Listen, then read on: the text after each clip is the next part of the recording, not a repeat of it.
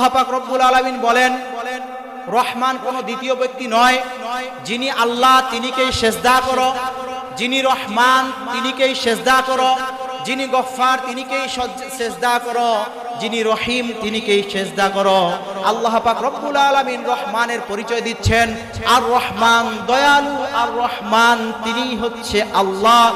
আর রহমান আল্লামাল কোরআন, যিনি কোরআন শিক্ষা দিয়েছেন। আর রহমান আল্লামাল কোরআন, যিনি কোরআন শিক্ষা দিয়েছেন তিনিই কি রহমান, আর তিনিই আল্লাহ। তিনি কে? আল্লাহ পাক রব্বুল আলামিন বলেন আর রহমান, রহমান হচ্ছে তিনি। এখানে আলিফ লাম আল্লাহ পাক রব্বুল আলামিন লাগিয়েছেন, আর আলিফ লাম দিয়ে নির্ধারিত করা হয় কোন বস্তু বা জিনিসকে। কোন বস্তু বা জিনিসকে কি দিয়ে নির্ধারণ করা হয়? ধরেন এখানে জাওয়াল মোবাইল আছে 5টা, একটা লাল, সবুজ, হলুদ, কালা। এখন আমি যদি কাউকে বলি একটা মোবাইল লন, তো আপনারা টেনশনে পড়বেন কোন মোবাইলটা নিব। আর যদি বলি লাল মোবাইলটা লন, তাহলে আর কি টেনশনের কোনো প্রয়োজন আছে? কারণ এখানে নির্ধারিত করা হয়েছে। তো আল্লাহ পাক রব্বুল আলামিন এখানে আলিফ লাম দিয়ে নির্ধারিত করেছেন আর রহমান, রহমান হচ্ছে তিনি আল্লামাল কোরআন, কোরআন শিক্ষা দিয়েছেন যিনি।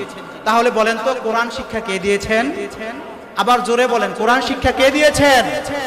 আল্লাহ ব্যতীত কি অন্য কেউ কোরআন শিক্ষা দিয়েছেন?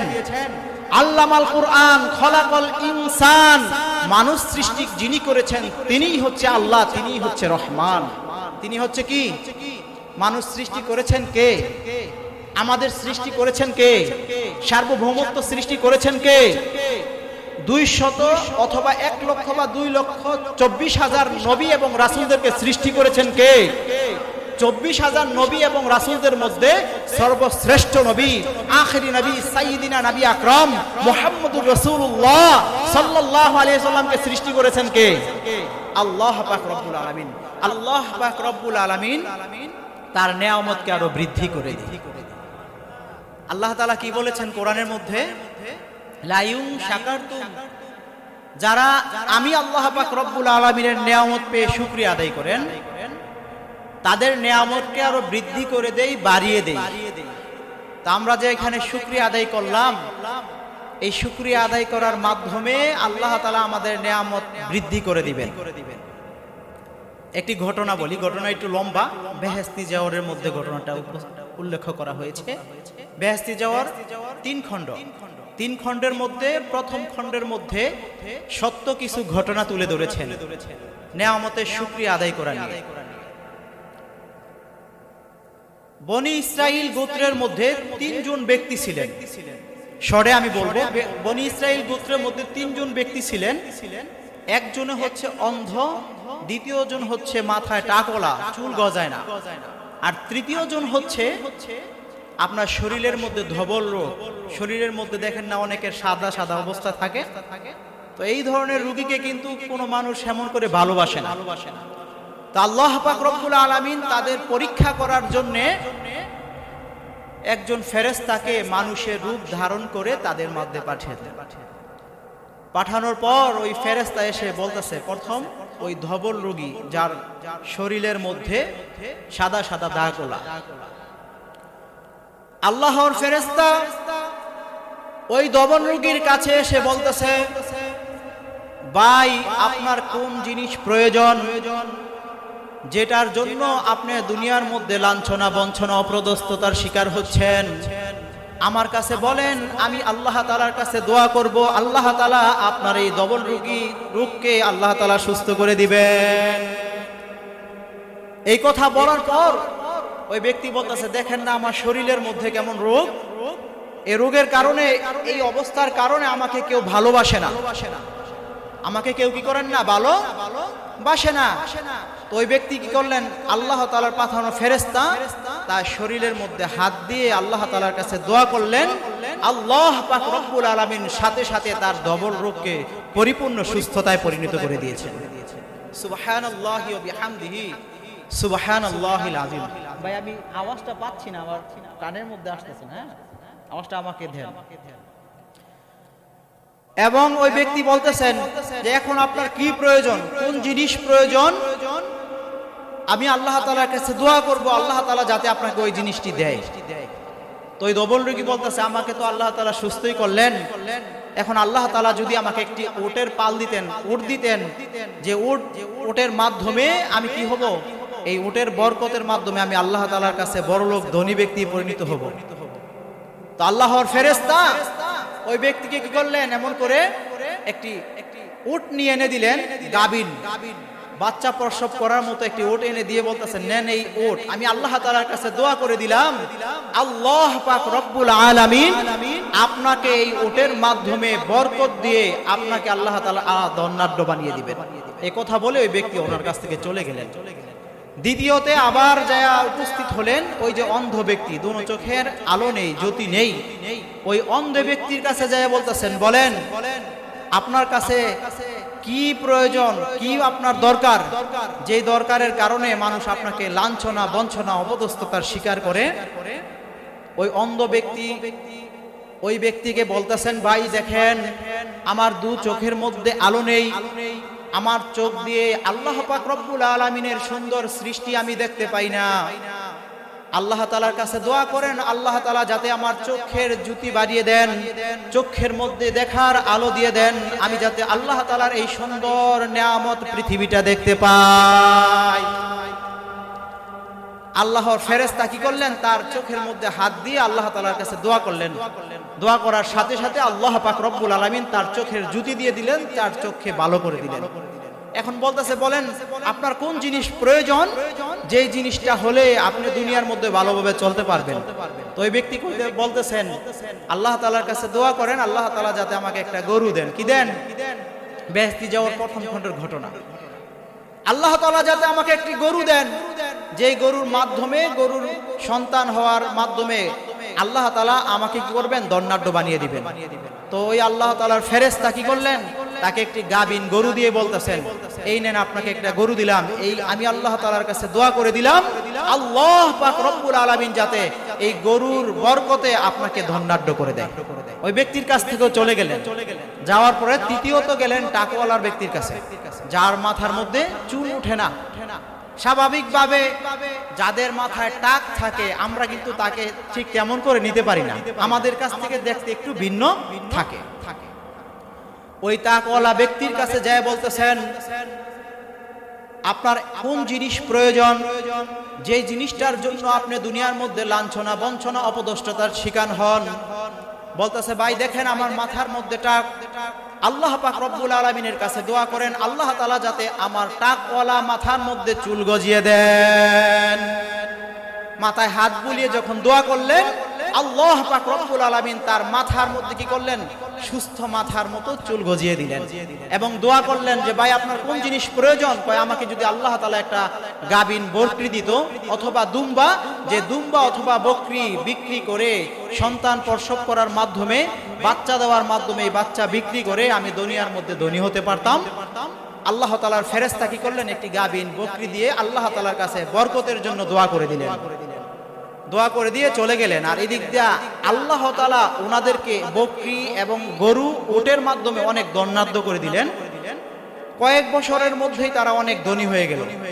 ধনী হওয়া যাওয়ার পর আবার ওই আল্লাহ তাআলা ফেরেশতা মানুষের বেশে তাদের সামনে উপস্থিত হলেন, হয়ে বলতেছেন, প্রথম গেলেন কার কাছে, ওই যে ডবল রোগী তার কাছে যায় বলতেছেন যে আমি এমন এক দেশ থেকে এসেছি, এখানে আমি মুসাফির, আসার পর আমার অর্থ সম্পত্তি, টাকা পয়সা শেষ হয়ে গেছে, খাবার দাবারও নেই, আপনার এই উটের পাল থেকে কি আমাকে একটি উট দিবেন, যে উটের মাধ্যমে উট বিক্রি করে আমি আমার দেশের মধ্যে যেতে পারবো।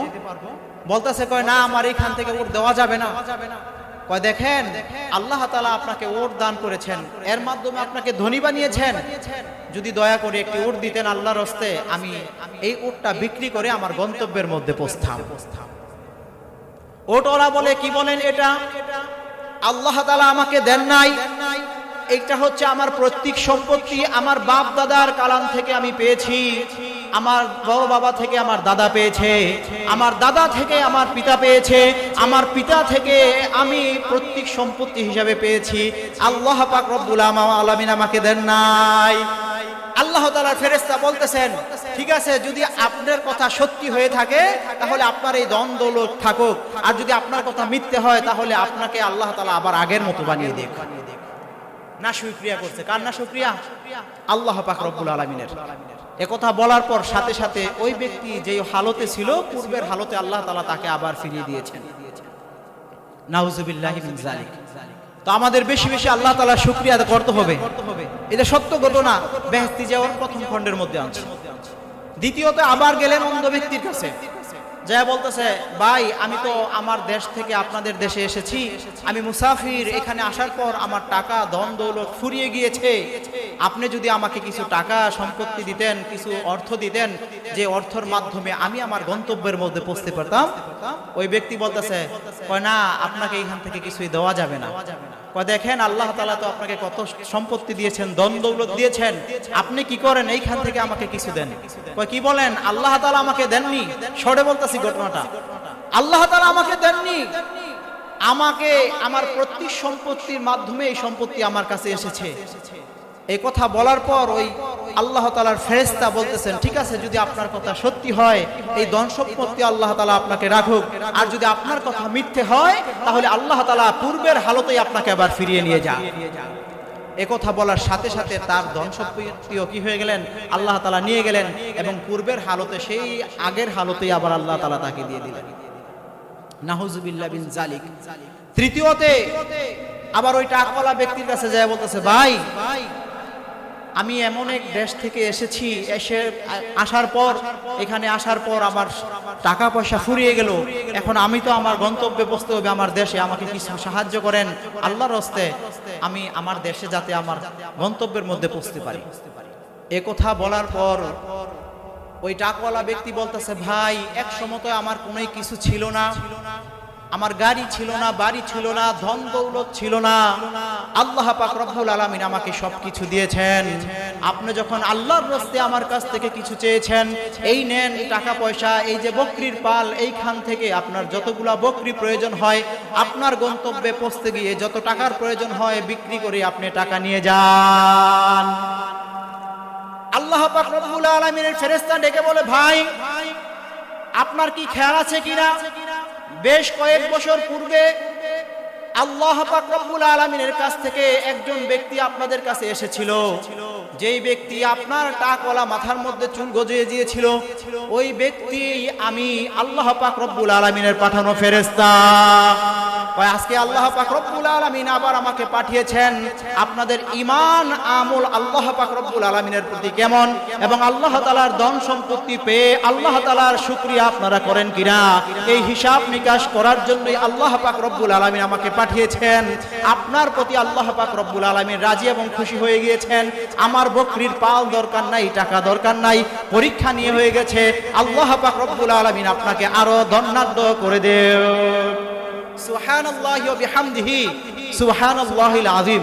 এই ব্যক্তি আল্লাহ তাআলা কি করেছেন, শুকরিয়া আদায় করেছেন, আর শুকরিয়া আদায় করার মাধ্যমে আল্লাহ পাক রব্বুল আলামিন তার ধন সম্পত্তি নিয়ে যাননি, তাকে আরো ধন দৌলতে পরিণত করে দিয়েছেন। সুবহানাল্লাহি ওয়া বিহামদিহি সুবহানাল্লাহিল আযীম।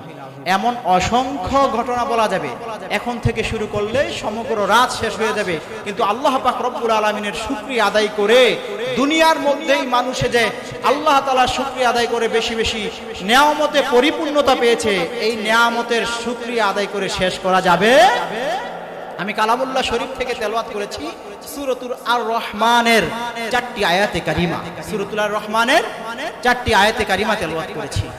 আল্লাহ পাক রব্বুল আলামিন রাসূলুল্লাহ সাল্লাল্লাহু আলাইহি ওয়াসাল্লামকে বলতেছেন, হে নবী আপনি সকলকে বলে দেন এক আল্লাহ পাক রব্বুল আলামিনের ইবাদত করার জন্য। কার ইবাদত করার জন্য? এই চিৎকার করে ময়দান থেকে বলেন, কার ইবাদত করার জন্য? আল্লাহ পাক রব্বুল আলামিন আল্লাহর হাবিব সাল্লাল্লাহু আলাইহি ওয়াসাল্লামকে বলতেছেন, হে নবী আজ থেকে নিয়ে পৃথিবী কিয়ামত হওয়ার আগ পর্যন্ত যত মানুষ দুনিয়ার মধ্যে আসবে সমস্ত মানুষদেরকে বলে দেন আমি আল্লাহ পাক রব্বুল আলামিনের ইবাদত করার জন্য। আল্লাহর হাবিব সাল্লাল্লাহু আলাইহি ওয়াসাল্লাম মক্কার মধ্যে মদিনার মধ্যে প্রচার করে দিলেন, সমগ্র বিশ্বের মধ্যে প্রচার করে দিলেন, তোমরা লা ইলাহা ইল্লাল্লাহ আল্লাহ পাক রব্বুল আলামিনের ইবাদত করতে শুরু করে দাও। কার ইবাদত করার জন্য? আল্লাহ পাক রব্বুল আলামিনের ইবাদত করার জন্য। কিছুদিন পর আল্লাহ পাক রব্বুল আলামিন আবারও আয়াতে কারিমা নাজিল করলেন, হে নবী আপনি বলে দেন সমগ্র মানুষদেরকে রহমানের ইবাদত করার জন্য। কার ইবাদত করার জন্য? রহমানের। এখন মক্কার কাফেরদের লিডার বলতেছে, দেখো তোমাদের নবী আব্দুল্লাহর ছেলে মুহাম্মদ পাগল হয়ে গেছে, নাউজুবিল্লাহ মিন জালিক, পাগল হয়ে গেছে। একবার বলে আল্লাহর ইবাদত করার জন্য, আরেকবার বলে রহমানের ইবাদত করার জন্য। তাহলে তোমাদের খোদা কি দুইটা কিনা? একটা হচ্ছে আল্লাহ আর একটা রহমান। নাউজুবিল্লাহ মিন জালিক, নাউজুবিল্লাহ মিন জালিক। তো আল্লাহ পাক রব্বুল আলামিন দেখতেছেন। আবার সাহাবা একরাম রাদিয়াল্লাহু তাআলা আনহুমাও আল্লাহ রাসূল সাল্লাল্লাহু আলাইহি সাল্লামকে বলতেছেন, কাফেররা তো সমালোচনা করতেছেন, একবার বললেন আল্লাহর ইবাদত করার জন্য, আরেকবার বলতেছেন রহমানের ইবাদত করার জন্য। তাহলে আমরা ইবাদত করব কার? ইবাদত করব কার? তো আল্লাহ তাআলা কি অন্তর্যামী না? সমস্ত গায়েবের খবর জানেন কে? আল্লাহ পাক রব্বুল আলামিন। আল্লাহ তাআলা মক্কা এবং মদিনা সমগ্র মানুষ যারা শুনেছেন এই কথা, তাদের সমালোচনা দেখে আল্লাহ পাক রব্বুল আলামিন রহমানের পরিচয় দেওয়ার জন্য সূরাতুল আর রহমান নাজিল করা শুরু করে দিলেন। আল্লাহ পাক রব্বুল আলামিন বলেন, ও নবী আপনি বলে দেন আর রহমান, রহমান কোনো দ্বিতীয় ব্যক্তি নয়, আল্লাহ যিনি তিনিই হচ্ছে রহমান। রহমান কে? যিনি আল্লাহ তিনি। এই জবান বলেন, আমার কথা কি বুঝতে পারেন না? আমি আর এমন বক্তাও না, আপনাদের ছেলেই দোয়া নেওয়ার জন্য বসছি। আমি বক্তাও না, কোনো ওই ক্যাটাগরির কোনো কিছুই না, জাস্ট বসছি আপনারা যাতে আমার জন্য দোয়া করেন, এর জন্য দোয়া নেওয়ার জন্য। আল্লাহ পাক রব্বুল আলামিন বলেন, হে রাসূল আপনি বলে দিন রহমান কোনো দ্বিতীয় ব্যক্তির নাম নয়, যিনি আল্লাহ তিনিই রহমান। যিনি আল্লাহ তিনি কি? রহমান। এখানে আরেকটা কথা বলে নেই, আল্লাহ পাক রব্বুল আলামিনের প্রসিদ্ধ নামের সংখ্যা হচ্ছে ৯৯টা। জাতিগত নাম হচ্ছে, সত্তাগত নাম হচ্ছে আল্লাহ, আর প্রসিদ্ধ নামের সংখ্যা হচ্ছে ৯৯টি, আর অপ্রসিদ্ধ নামের সংখ্যা ১০,০০০-এর চেয়েও বেশি। কয় হাজারের চেয়ে বেশি? ১০,০০০-এর চেয়েও বেশি আল্লাহ পাক রব্বুল আলামিনের অপ্রসিদ্ধ নামের সংখ্যা। আর প্রসিদ্ধ নামের সংখ্যা হচ্ছে ৯৯টি, আর জাতিগত সত্তাগত নাম হচ্ছে আল্লাহ। আল্লাহ পাক রব্বুল আলামিন বলেন, রহমান কোনো দ্বিতীয় ব্যক্তি নয়, যিনি আল্লাহ তিনিকেই সেজদা করো, যিনি রহমান তিনিকেই সেজদা করো, যিনি গফফার তিনিকেই সেজদা করো, যিনি রহিম তিনিকেই সেজদা করো। আল্লাহ পাক রব্বুল আলামিন রহমানের পরিচয় দিচ্ছেন, আর রহমান দয়ালু, আর রহমান তিনি হচ্ছে আল্লাহ। আর রহমান আল্লামাল কোরআন, যিনি কোরআন শিক্ষা দিয়েছেন। আর রহমান আল্লামাল কোরআন, যিনি কোরআন শিক্ষা দিয়েছেন তিনিই কি? রহমান। আর তিনিই আল্লাহ। তিনি কে? আল্লাহ পাক রব্বুল আলামিন বলেন আর রহমান, রহমান হচ্ছে তিনি। এখানে আলিফ লাম আল্লাহ পাক রব্বুল আলামিন লাগিয়েছেন, আর আলিফ লাম দিয়ে নির্ধারিত করা হয় কোন বস্তু বা জিনিসকে। কোন বস্তু বা জিনিসকে কি দিয়ে নির্ধারণ করা হয়? ধরেন এখানে জাওয়াল মোবাইল আছে 5টা, একটা লাল, সবুজ, হলুদ, কালা। এখন আমি যদি কাউকে বলি একটা মোবাইল লন, তাও আপনারা টেনশনে পড়বেন কোন মোবাইলটা নিব। আর যদি বলি লাল মোবাইলটা লন, তাহলে আর কি টেনশনের কোনো প্রয়োজন আছে? কারণ এখানে নির্ধারিত করা হয়েছে। তো আল্লাহ পাক রব্বুল আলামিন এখানে আলিফ লাম দিয়ে নির্ধারিত করেছেন আর রহমান, রহমান হচ্ছে তিনি আল্লামাল কোরআন, কোরআন শিক্ষা দিয়েছেন যিনি। তাহলে বলেন তো কোরআন শিক্ষা কে দিয়েছেন? আবার জোরে বলেন, কোরআন শিক্ষা কে দিয়েছেন? আল্লাহ ব্যতীত কি অন্য কেউ কোরআন শিক্ষা দিয়েছেন? আল্লামাল কোরআন খলাকাল ইনসান, মানুষ সৃষ্টি যিনি করেছেন তিনিই হচ্ছে আল্লাহ, তিনিই হচ্ছে রহমান। তিনি হচ্ছে কি? মানুষ সৃষ্টি করেছেন কে? আমাদের সৃষ্টি করেছেন কে? সার্বভৌমত্ব সৃষ্টি করেছেন কে? 200 অথবা 1 লক্ষ বা 2,24,000 নবী এবং রাসূলদেরকে সৃষ্টি করেছেন কে? 24,000 নবী এবং রাসূলদের মধ্যে সর্বশ্রেষ্ঠ নবী, আখিরি নবী, সাইয়্যিদিনা নবী আকরাম মুহাম্মদুর রাসূলুল্লাহ সাল্লাল্লাহু আলাইহি ওয়াসাল্লামকে সৃষ্টি করেছেন কে? আল্লাহ পাক রব্বুল আলামিন। আল্লাহ পাক রব্বুল আলামিন 3 নম্বর আয়াতে কারিমা বলেন খলাকাল ইনসান, মানুষদেরকে সৃষ্টি করেছেন যিনি, তিনিই রহমান। অর্থাৎ আল্লাহ যিনি তিনিই রহমান। রহমানকে সিজদা করলেই কাকে সিজদা করা হয়? আল্লাহ পাক রব্বুল আলামিনকে। 4 নম্বর আয়াতে কারিমার মধ্যে আল্লাহ পাক রব্বুল আলামিন বলেন আল্লামাহুল বায়ান, মানুষকে বাক শক্তি দান করেছেন যিনি, তিনিই হচ্ছে রহমান, তিনিই হচ্ছেন কে? আল্লাহ। বাক শক্তি বুঝেন?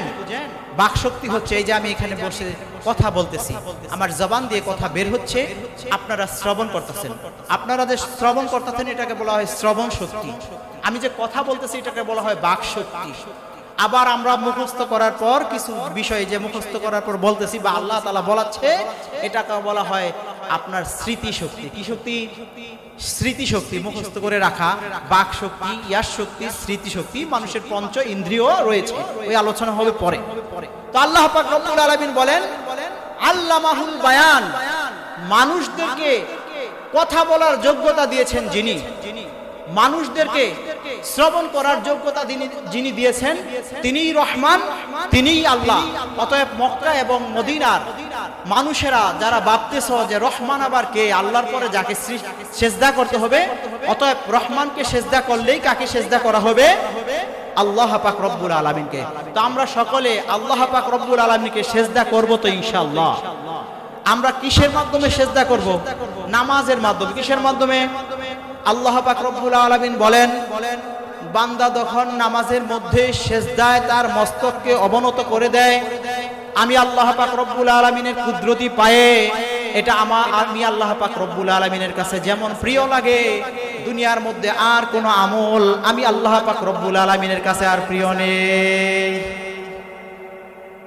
বান্দা যখন জমিনের মধ্যে নামাজে দণ্ডায়মান হয়, নামাজের মধ্যে দাঁড়ান, রুকু করে আল্লাহ পাক রব্বুল আলামিনের সামনে, কিয়াম করে আল্লাহ পাক রব্বুল আলামিনের সামনে, এবং সেজদা করে বান্দা আল্লাহ পাক রব্বুল আলামিনের কুদরতির পায়ের মধ্যে। কিসের মধ্যে? কুদরতি পায়ের মধ্যে। আর আল্লাহ পাক রব্বুল আলামিন বলেন, এই যে আমি আল্লাহ পাক রব্বুল আলামিনের পায়ে সেজদা করলো, এই সেজদাটা আমি আল্লাহ পাক রব্বুল আলামিনের কাছে দুনিয়ার মধ্যে সমস্ত আমলের মধ্যে সবচেয়ে বেশি প্রিয়। সবচেয়ে বেশি কি প্রিয়? আর রুকুর মাধ্যমে, সেজদার মাধ্যমে মানুষ কি করেন? আল্লাহ পাক রব্বুল আলামিনের সবচেয়ে নিকটবর্তী হয়। সবচেয়ে কি হয়ে যায়? নিকটবর্তী হয়। একটি কিতাব আছে, কিতাবের নাম হচ্ছে কাল উইবি। কওমি মাদ্রাসায় যারা লেখাপড়া করছেন তারা বুঝেন, কাল উইবি কিতাবটা হচ্ছে কওমি মাদ্রাসার মধ্যে নেশাবভুক্ত কিতাব। এই যে হুজুর আছে নেশাবভুক্ত, আমরা পড়েছি, এখন বর্তমানে আছে কিনা জানি না, আমরা তো আরো সেই কবে পড়ে শেষ করে ফেলেছি। এই কাল উইবি কিতাবের মধ্যে দুইটা বন্ধুর ঘটনা তোলা হয়েছে। দুই বন্ধু দাঁড়িয়ে নামাজ পড়তেছে, এক বন্ধু দেখতেছে যে সাথের বন্ধু যে নামাজ পড়ে, আল্লাহ তাআলার রহমত তার শরীরের মধ্যে জব জব টপ টপ বৃষ্টির মতো পড়তেছে, এটা সে দেখতে পাচ্ছে। দেখে নামাজ শেষ করার পর বলতেছে, ভাই একটা প্রশ্ন করব। করেন কি প্রশ্ন? বলতেছে, আমি নামাজে দেখতে পেলাম আল্লাহ তাআলার রহমত আপনার উপরের মধ্যে বর্ষণ হচ্ছে, আল্লাহ তাআলার রহমত আপনার উপরে পড়তেছে। তো একইভাবে দুজনে ওযু করলাম, একই সাথে নামাজে দাঁড়ালাম, তো আপনার নামাজের মধ্যে আল্লাহ তাআলা রহমত দিচ্ছে, এটা প্রকাশ হচ্ছে, আর আমি নামাজ পড়তেছি, এমন কোনো প্রকাশ পেলাম না। তাহলে আপনার এমন কোন আমল রয়েছে যে আমলের কারণে আল্লাহ তাআলা আপনার নামাজকে কবুল করে নিচ্ছে? ওই বন্ধু ডেকে বলতেছে, ভাই ওযু তো আপনার সাথেই করেছি, সালাতে তো আপনার সাথেই দাঁড়িয়েছি, ওযু আপনার সাথে করেছি, সালাতের মধ্যেও আপনার সাথে দাঁড়িয়েছি, কিন্তু আমি যে নামাজ পড়েছি, এই নামাজের মধ্যে যখন আমি যখন নামাজের মধ্যে তাকবীরে তাহরিমা, তাকবীরে উলা বলেছি, তখন দুনিয়ার সমস্ত কিছু আমার মেধা স্মৃতিশক্তি থেকে ফেলে দিয়েছি, দুনিয়ার কোনো টেনশন আর আমার মাথার মধ্যে আনি নাই। আমরা নামাজের মধ্যে বসলে কি করি? নামাজের মধ্যে দুনিয়ার সব টেনশন আসে। সব টেনশন কি আসে? এক ব্যক্তি নামাজে দাঁড়ালো, দাঁড়ানোর পর দেরি করে এসে এক রাকাত পায় নাই, তো নাও পাওয়ার পর ওই ব্যক্তি নামাজ শেষ করে কাঁদতেছে। পাশের মানুষে বলতেছে, ভাই আপনি এমনি কাঁদতেছেন কেন? এক রাকাত পান নাই, আবার নামাজ পড়েন। পারে, আমি তো নামাজের জন্য কাঁদি না। ওই যে কুবাগা এই বাজারের মধ্যে আমার 4টা দোকান, প্রতিদিন এশার রক্ত 4 রাকাত নামাজ পড়ি আর 4টা দোকানের হিসাব মিলাই। আজকে তো একটা দোকানের হিসাব মিলাতে পারলাম না, কারণ আমি এক রাকাত নামাজ পাই নাই, ওই হিসাব মিলে নাই, বিদায় আমি কান্নাকাটি করতেছি। আজকে আমাদের নামাজ তো হচ্ছে এমন ধরনের নামাজ। আমাদের নামাজ কেমন ধরনের? নামাজে দাঁড়ালে দুনিয়ার সব টেনশন আমাদের মাথার মধ্যে চলে আসে। নামাজের মধ্যে দাঁড়ালে দুনিয়ার সব চিন্তা চেতনা আমাদের মেধার মধ্যে, মেমোরির মধ্যে চলে আসে। তো ওই সাহাবীর নামাজ, ওই লোকের নামাজ কেমন ছিল বলতেছে, যখন আমি তাকবীরে উলা বলেছি, তাকবীরে তাহরিমা বলে হাত বেঁধেছি, দুনিয়ার সমস্ত টেনশন আমার স্মৃতি থেকে ফেলে দিয়েছি। আমি যখন নামাজের মধ্যে আলহামদুলিল্লাহি রাব্বিল আলামিন পড়েছি, আলহামদুলিল্লাহি রাব্বিল আলামিন পড়ার সময় আমি ভাবতেছিলাম, হয়তো আর রহমানির রহিম বলার মতো আর আমার সাধ্য নেই। আল্লাহ পাক রব্বুল আলামিন হয়তো এখনই আমার জানটা কবজ করে ফেলবে। নামাজ দেখছেন, যখন নামাজে দাঁড়ালো, সূরাতুল ফাতিহার প্রথমে আয়াতে কারিমা আলহামদুলিল্লাহি রাব্বিল আলামিন, সমস্ত প্রশংসা একমাত্র আল্লাহ পাক রব্বুল আলামিনের জন্য। কার জন্য? আর এই আয়াতে কারিমা যখন আমি তেলাওয়াত করতেছিলাম, আমি ভাবতেছিলাম হয়তো এই আয়াতে কারিমার পর দ্বিতীয় নাম্বার আয়াতে কারিমা আর রহমানির রহিম, সমস্ত প্রশংসা আর রহমান আল্লাহ তাআলার জন্য, দয়ালুতা রহমানের জন্য, আর রহমানির রহিম সমস্ত প্রশংসা রহিমের জন্য। এই আয়াতে কারিমাটা পড়ার মতো যোগ্যতা, পড়ার মতো ইচ্ছা, এরাদা, পড়ার মতো শক্তি, সমর্থন হয়তো আমি দুনিয়ার মধ্যে আর জীবিত না থাকতে পারি। এবং আমি টেনশন করি, সামনে আমার আল্লাহ পাক রব্বুল আলামিন দাঁড়ানো, আমি আল্লাহর সামনে দণ্ডায়মান হয়েছি। কিছুক্ষণ পর আল্লাহ তাআলা যদি তৌফিক দান করেন, তার সামনে আমি রুকু করব। আল্লাহ পাক রব্বুল আলামিন যদি আমাকে তৌফিক দান করেন, আল্লাহ পাক রব্বুল আলামিনের কুদরতি পায়ের মধ্যে আমি সিজদা করব। আল্লাহ পাক রব্বুল আলামিন যদি তৌফিক দেন, দ্বিতীয় নাম্বার আয়াতে কারিমা আমি পড়ব। আল্লাহ পাক রব্বুল আলামিন যদি তৌফিক দেন, দ্বিতীয় নাম্বার আয়াত আমি পড়ব। আল্লাহ পাক রব্বুল আলামিন যদি তৌফিক এনায়েত করেন, দান করেন, তাহলে দ্বিতীয় রাকাত আমি পড়তে পারবো। আমি তো এইভাবে সালাত কায়েম করি। তো আল্লাহ পাক রব্বুল আলামিন তার ইচ্ছা, এরাদা, ইন্নামাল আমালু বিন্নিয়াত, আল্লাহকে রাজি এবং খুশি করানোর জন্য নামাজ কায়েম করার কারণে তার নামাজকে কবুল করে নিয়ে দুনিয়ার মধ্যেই নামাজের মধ্যে বরকত এবং রহমত আল্লাহ পাক রব্বুল আলামিন দান করে দিয়েছেন। একটি হাদিস বলি, একজন সাহাবী নতুন ইসলাম ধর্ম গ্রহণ করেছে। সাহাবীরা ইসলাম ধর্ম গ্রহণ করার পূর্বে কিন্তু বেশিরভাগ সাহাবীরাই কাফের ছিল। কি ছিলেন? কাফের। তো কাফের অবস্থায় তো বিভিন্ন খারাপ আচার আচরণে লিপ্ত ছিল। এখন ইসলাম ধর্ম গ্রহণ করার পর যখন নামাজ কায়েম করে এবং খারাপের মধ্যে লিপ্ত, অন্য সাহাবীরা বলে, ইয়া রাসূলুল্লাহ, ওই যে আপনার এই সাহাবী নামাজ কায়েম করে আবার পাপ কাজের মধ্যে লিপ্ত হয়, নামাজও পড়ে পাপও করে। তো আল্লাহ রাসূল বলে, তাকে বাধা দিও না, করতে দাও, তাকে বাধা দিও না, করতে দাও, নামাজ তাকে করতে দাও। ইন্নাস সালাতা তানহা আনিল ফাহশাই ওয়াল মুনকার। আল্লাহ রাব্বুল আলামিন বলতেছেন, রাসূল সাল্লাল্লাহু আলাইহি সাল্লামের কাছে আয়াতে কারিমা পাঠিয়ে দিলেন, কয় আপনি যে বলছেন তাকে নামাজ পড়ার জন্য, সে নামাজ পড়ুক, বাধা দেওয়ার দরকার নেই। পাপ করতেছে, সে পাপও করুক, বাধা দেওয়ার দরকার নেই। ইন্নাস সালাতা তানহা আনিল ফাহশাই ওয়াল মুনকার, নিশ্চয় নামাজ নামাজি ব্যক্তির সমস্ত পাপ কাজ থেকে বিরত রাখে। কখন? ওই নামাজ যদি আল্লাহ তাআলার দরবারে কবুল হয়। কিছুদিন যাওয়ার পর দেখতেছে ওই ব্যক্তি, ওই সাহাবী আর পাপ করে না।